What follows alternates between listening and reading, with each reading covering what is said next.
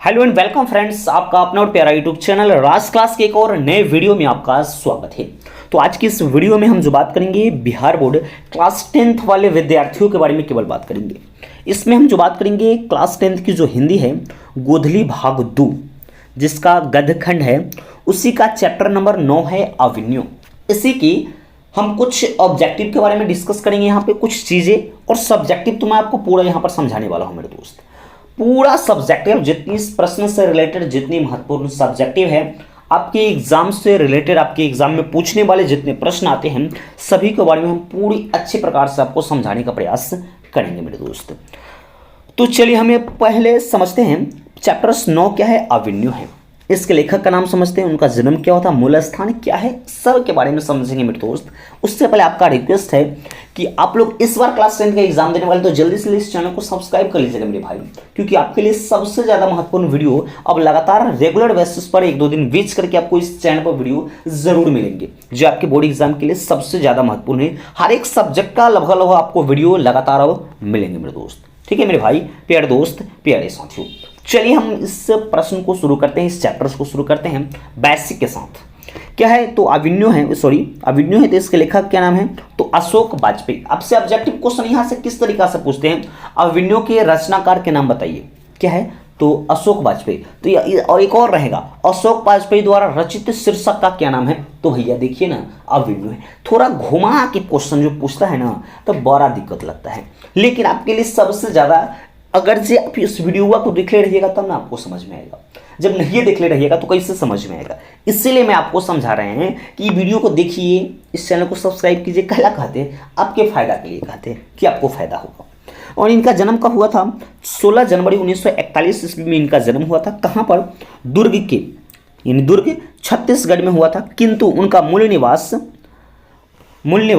सागर मध्य प्रदेश। यानी आपसे क्वेश्चन पूछते हैं उनका जन्म कब हुआ था, कहाँ हुआ था, तो दुर्ग छत्तीसगढ़ में हुआ था भैया। और उनका मूल निवास कहाँ है, तो मूल निवास क्या है, मध्य प्रदेश में है उनका मूल निवास। माता का नाम है निर्मला देवी और पिता का नाम है परमानंद वाजपेयी। इससे देखिए, इससे आपकी 5 से 6 नंबर आपको कंप्लीट होते हैं मेरे भाई। देखिएगा ठीक से, ये ऑब्जेक्टिव जो है ना आपको जरूर क्लियर यहाँ पे हो जाएंगे। आपसे क्वेश्चन पूछते हैं कि अभिनय के रचनाकार कौन है, तो अशोक वाजपेयी। अशोक वाजपेयी का जन्म कब हुआ था, तो कब हुआ था, 16 जनवरी 1941 को हुआ था। कहाँ हुआ था, तो दुर्ग छत्तीसगढ़ में हुआ था। या फिर पूछेगा कहाँ हुआ था, तो सिर्फ आपका जो राज्य का नाम दिया होगा छत्तीसगढ़ कहेगा कि उनका मूल निवास स्थान कहाँ है, तो मध्य प्रदेश। ठीक है, माता का नाम निर्मला देवी और पिता का नाम का है, तो पिता का नाम है परमानंद वाजपेयी भैया। ये चीज़ तो आपको समझ में आ गया है। इतना अगर जो याद करते हैं ना आप तो 5 से 6 नंबर यहाँ पे ऑब्जेक्टिव क्वेश्चन आपको कंप्लीट हो जाते एकदम बहुत अच्छी प्रकार मक्खन मलाई के साथ। तो चलिए हम क्वेश्चन को देखते हैं, आपको पूरा समझाने का हम प्रयास करेंगे मेरे भाई। कल की आपसे रिक्वेस्ट है चैनल पर बने रहिएगा, वीडियो को पूरा देखिएगा तभी आपको मजा आएगा, तभी आपको समझ में आएगा, नहीं तो समझ में नहीं आएगा। तो चलिए देखिएगा अभिनय क्या है, तो अभिनय एक पुराना शहर है भैया। अभिनय जो है एक पुराना शहर है जो दक्षिण फ्रांस में रोन नदी के तट पर अवस्थित है। जो दक्षिण जो फ्रांस है ना उसका जो रोन नदी है ना वहाँ पर यह अवस्थित है। यह कभी पोप की राजधानी हुआ करती थी, जो पोप है उसकी राजधानी यह हुआ करती थी, कौन, तो अभिनय हुआ करती थी। फिर दूसरा नंबर क्वेश्चन है, हर वर्ष अभिनय में कब और कैसा समारोह हुआ करता है। यानी हर साल कह रहा है जो अभिनय है ना वहाँ पर कैसा समारोह होता है, तो कैसा समारोह होता है तो समझिएगा।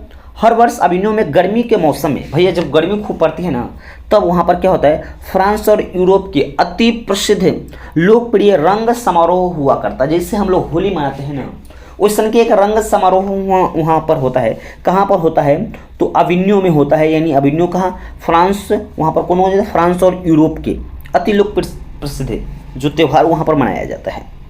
ये जो क्वेश्चन है ना इस चैप्टर से भी बहुत ही सब लगभग कुछ महत्वपूर्ण प्रश्न आपके लिए सबसे ज़्यादा इंपॉर्टेंट है मेरे भाई। ठीक है, फिर तीसरा नंबर प्रश्न को देखते हैं, लेखक अभिनय किस सिलसिले में गए थे और उन्होंने क्या देखा सुना, इसके बारे में।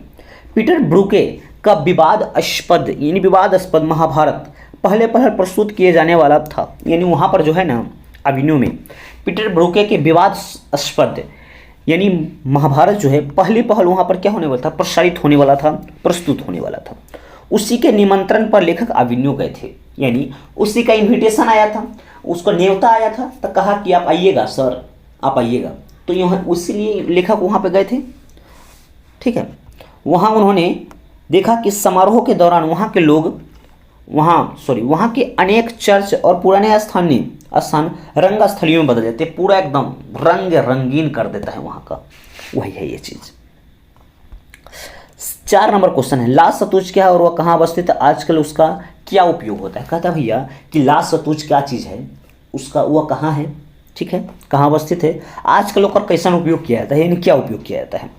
इसका आंसर हो जाएगा लाल सतुज एक इमारत है, जैसे पटना का गोल घर कैसे एक इमारत है, छोटी मोटी इमारत जो हम लोग गोल घर कहते हैं, उससे कह रहा है कि लाल सतुज एक इमारत है जो अभिमन्यु के शहर में अवस्थित है। जो अभिमन्यु जो शहर है ना, वहाँ पर वह अवस्थित है।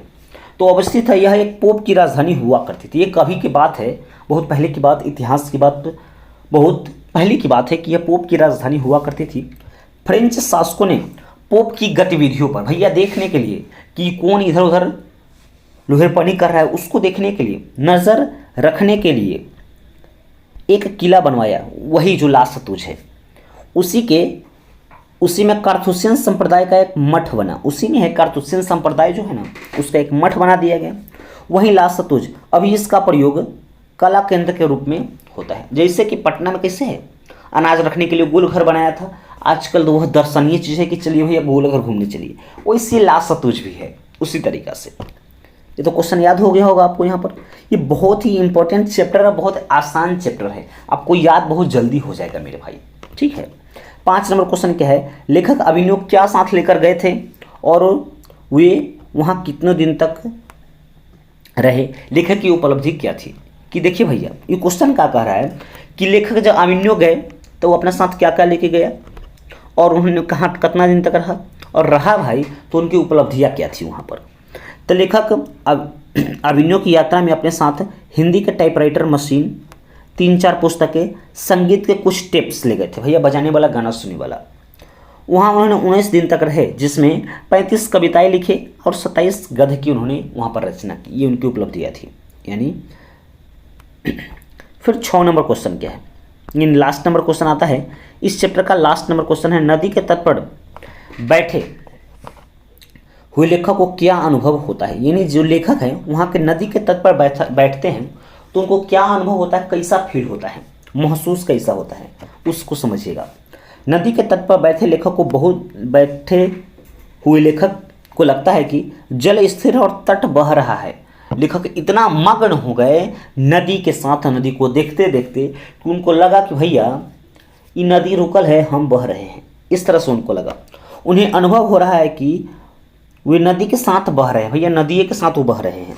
नदी के पास रहने से लगता है कि स्वयं नदी हो गए हैं, यानी उनको लगता है कि हम लोग भी एक नदी के समान हो गए हैं। स्वयं नदी की झलक देखते हैं, स्वयं में नदी की झलक देखते हैं।